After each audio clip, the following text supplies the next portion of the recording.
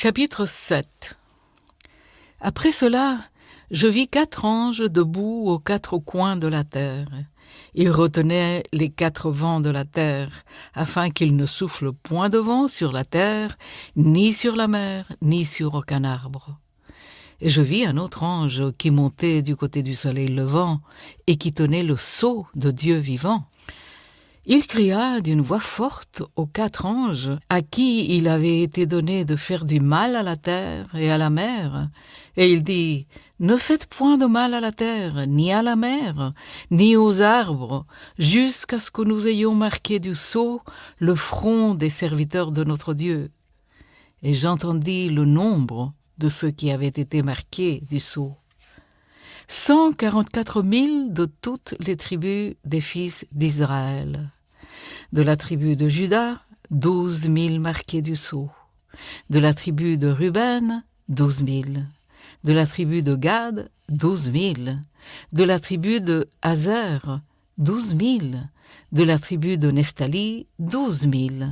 De la tribu de Manassé, 12 000. De la tribu de Siméon, 12 000. De la tribu de Lévi, 12 000. De la tribu d'Issachar, 12 000.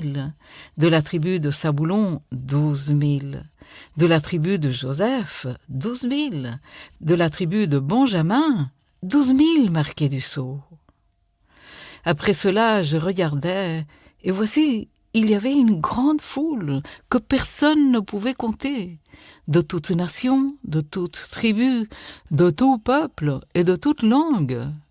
Ils se tenaient devant le trône et devant l'agneau, revêtus de robes blanches et des palmes dans leurs mains.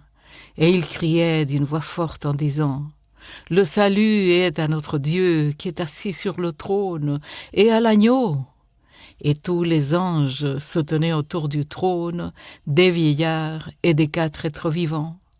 Ils se prosternèrent sur leurs faces devant le trône, et ils adorèrent Dieu en disant : « Amen, la louange, la gloire, la sagesse, l'action de grâce, l'honneur, la puissance et la force soient à notre Dieu au siècle des siècles. Amen. » Et l'un des vieillards prit la parole et me dit : « Ceux qui sont revêtus de robes blanches, qui sont-ils ? D'où sont-ils venus ?»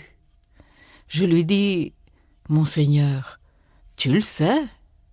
Et il me dit : « Ce sont ceux qui viennent de la grande tribulation.